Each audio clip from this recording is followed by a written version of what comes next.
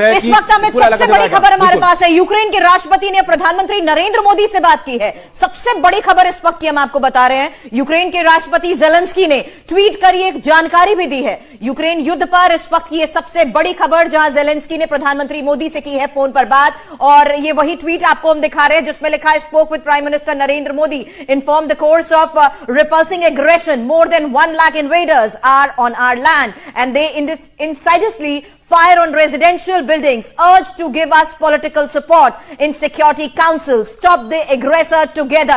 और जिस तरीके से अब सिविलियंस को अमित नुकसान पहुंच रहा है, उसके बाद ये बड़ी मदद और बड़ी अपील प्रधानमंत्री नरेंद्र मोदी की तरफ से भी की गई, नरेंद्र मोदी को की गई है। और प्रधानमंत्री ने जिस वक्त पुतिन से बात की थी तब भी उन्होंने कहा था कि नेगोशिएशंस किए जा सकते हैं, इन हालात को बद से बदतर होने से पहले जरूरी है कि एक डायलॉग होना चाहिए। और अब यहां पर ज़ेलेंस्की की तरफ से अपील की गई है प्रधानमंत्री नरेंद्र मोदी को, और ये कहा है बातचीत करके कि इन हालात को काबू में करने के लिए जल्द से जल्द कदम उठाना जरूरी है। वोरा सर, क्योंकि आप डिप्लोमेट, इसलिए आपसे पूछ रहे हैं कि इसका मतलब क्या है?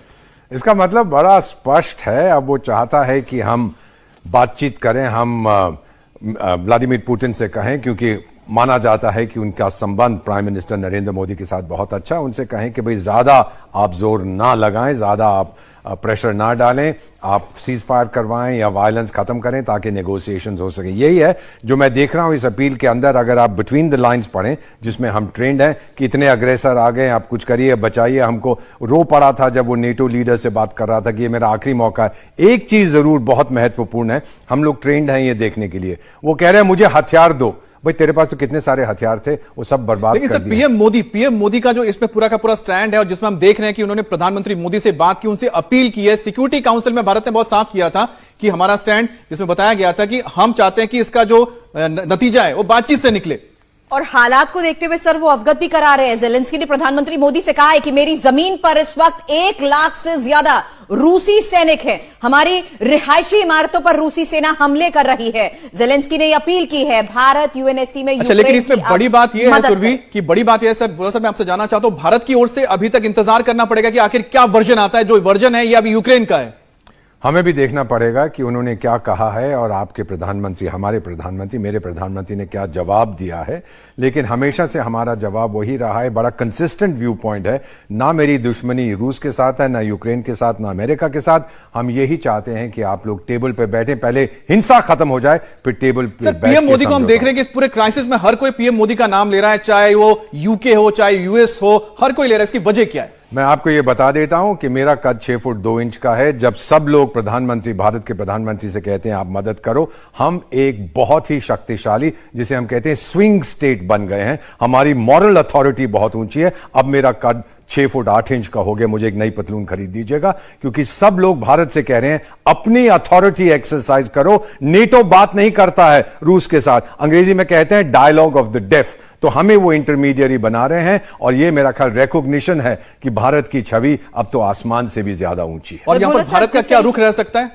भारत यही कहेगा शांति। हमेशा से हम कहते आए, चाणक्य ने भी यही कहा था, पहले हथियार नीचे रखो फिर बातचीत करो। ये हमारी बहुत पुरानी परंपरा है।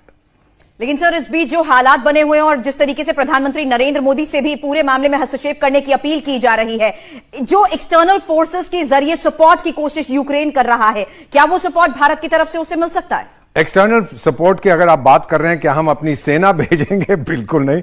नेटो भी सेना नहीं भेजेगा। बूट्स ऑन द ग्राउंड तो सवाल नहीं पैदा होता। मॉरल अथॉरिटी, हम उसमें यही कह रहे हैं कि पहले बंद करो, फिर बैठ के समझौता करो, बातचीत करो। हां, वो हम फैसिलिटेट कर देंगे। मैं जानता नहीं हूं कि विदेश मंत्रालय क्या पोजीशन लेगा। दिल्ली में बातचीत करना चाहते हो, आइए यहां पे बातचीत कर सकते हैं। लेकिन पुतिन साहब ने यह साफ जाहिर कर दिया कि मैं ज़ेलेंस्की से बात नहीं करूंगा, वो समय खत्म हो चुका। कितनी बार कहा मुझसे बात करो, वो नहीं माना, घमंड था। अब वो टूट चुका है, हार चुका है। तो जो भी इंटरिम सरकार आएगी उनके साथ जरूर बातचीत। सर, इस बात का जिक्र किसी ने नहीं किया कि लगातार जब पुतिन बोल रहे थे कि आप बात करने के लिए तैयार हैं, लेकिन ज़ेलेंस्की यहां पर आए, मॉस्को आके बात करे, लेकिन तब ज़ेलेंस्की ने बिल्कुल भी इन बातों को तवज्जो नहीं दी थी। अब वो गिड़गिड़ा रहे हैं, तो उनकी तरफ से वो गलती हुई है जो भुगत रहे हैं।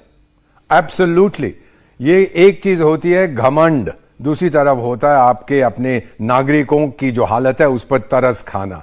मैंने जो समझा है, और मैंने बहुत से देशों में देखा है, उनकी ईगो उनके रास्ते में खड़ी थी और नेटो ने उनसे कहा था कि मत फिक्र करो, हम तुम्हारे पीछे हैं। पीछे मुड़ के देखा तो कोई नहीं था। और सर मैं कहना चाहता हूं कि जिस तरह से हम देख रहे हैं प्रधानमंत्री मोदी ने बात की थी व्लादिमीर पुतिन के साथ, उस बातचीत में भी कहीं ना कहीं जिक्र हुआ, क्योंकि इससे पहले हमने देखा तो एम्बेसडर है यूक्रेन के, भारत उन्होंने एक तरह से गिड़गिड़ाए थे कि मोदी जी बात कर लें पुतिन के साथ। वो तो बात हुई थी, वो यही कह रहे हैं कि अपनी अथॉरिटी यूज करो, बचाओ हमें। भाई जब सर हम क्या उतने पावरफुल है उस जगह पे है, इसको जरा समझाए, केमिस्ट्री क्या है पुतिन और मोदी की? बहुत अच्छी केमिस्ट्री है। एक चीज होती है मिलिट्री पावर, दूसरी होती है आपकी मॉरल अथॉरिटी। वो हमारी सर्वश्रेष्ठ है इस समय। जितनी इलेक्शंस होती है यूएन में भारत जीत जाता है। हम वोट मांगते भी नहीं है, फिर भी लोग हमारे लिए वोट करते हैं बिकॉज हम पे भरोसा करते हैं। सर इस बात को आप समझ लें, the world trust India, the world doesn't trust China. Zelensky ने बात नहीं की, वो जो पिंग पोंग साहब हैं चाइना के, कहने के लिए हमारी मदद करो, उन्होंने भारत से बात की है। जेलेंस्की हालांकि ये बात कह चुके हैं कि सबने हमें अलग थलग छोड़ दिया है, ऐसे में एक डायलॉग के जरिए ही अगर मीडिएटर यहां भारत को बनाने की कोशिश जेलेंस्की खुद करवाना चाहते हैं तो ऐसे में भारत की क्या भूमिका हो सकती है सर? हमेशा हमने यही देखा है, जो मीडिएटर होता है उसके ऊपर सब तरफ से उसके ऊपर दबाव आता है।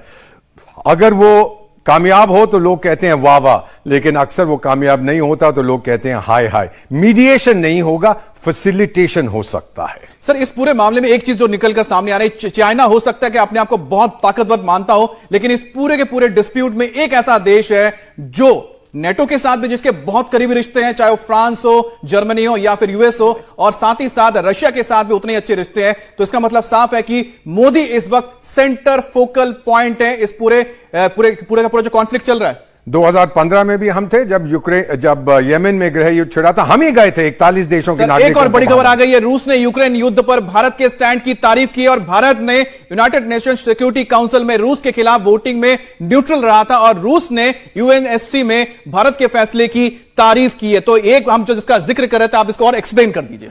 यही है कि ऐसी स्थिति में अगर कोई गलती कर रहा है, आपके घर में जानता नहीं हो आपकी संतान है, लेकिन करोड़ों लोग ये कार्यक्रम देख रहे हैं, जब बच्चा कोई गलती करता है उस वक्त जाके कहना तू बदमाश है, तू बेवकूफ है, तू चोर है, तू डाकू है, उससे कोई फर्क नहीं पड़ता। वो और ऑब्स्टिनेट हो जाता है। रशिया इंडिया की तरफ से ये जो ट्वीट किया गया है, हमें तो ये ट्वीट भी पढ़ के बता देते हैं। Highly appreciates India's independent and balanced position at the voting in the UNSC on Feb 25, 2022 in the spirit of this special and privileged strategic partnership, Russia is committed to maintain close dialogue with India on the situation around Ukraine. अब sir इस situation को हर कोई monitor भी कर रहा है, लेकिन यह भी बताया जा रहा है कि इन हालात के बावजूद जो रिश्ते भारत और रूस के हैं वो इसी तरह से कायम भी रहेंगे।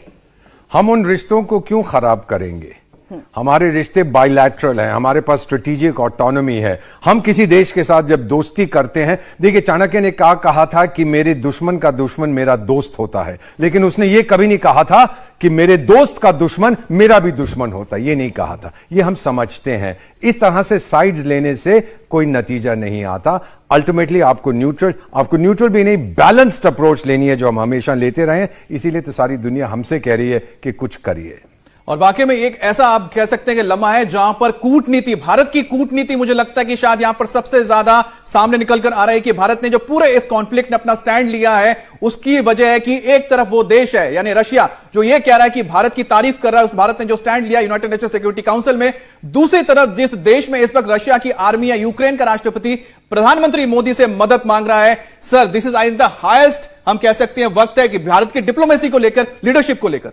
मैं इतना कहूंगा, थैंक यू वेरी मच। आपने हमारी तारीफ की है, क्योंकि आमतौर तो हम लोगों को लोग हमसे कहते हैं कि आप कुछ नहीं जानते, ये नहीं हो रहा, वो नहीं हो रहा, बट द रियलिटी इज, चाहे मैं विदेश मंत्रालय से भले ही वहां पे था, मैं डिप्लोमेट हूं, इतना कहूंगा Indian diplomacy is the best in the world. Sir आपका टेक इस पर?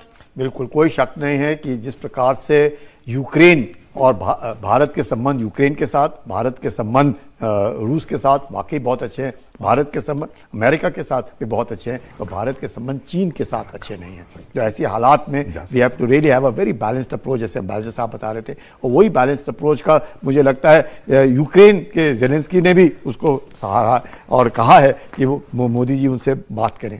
तो ऐसे हालात में मैं समझ सकता हूँ कि भारत जो है एक कैच 22 सिचुएशन है, जिसमें कि ना ही अगर अमेरिका कहे हमारे साथ दे, साथ ये नहीं है, हमारा जो अप्रोच है वो हमारे लिए है। हमारा इंटरेस्ट किसमें है? हमारा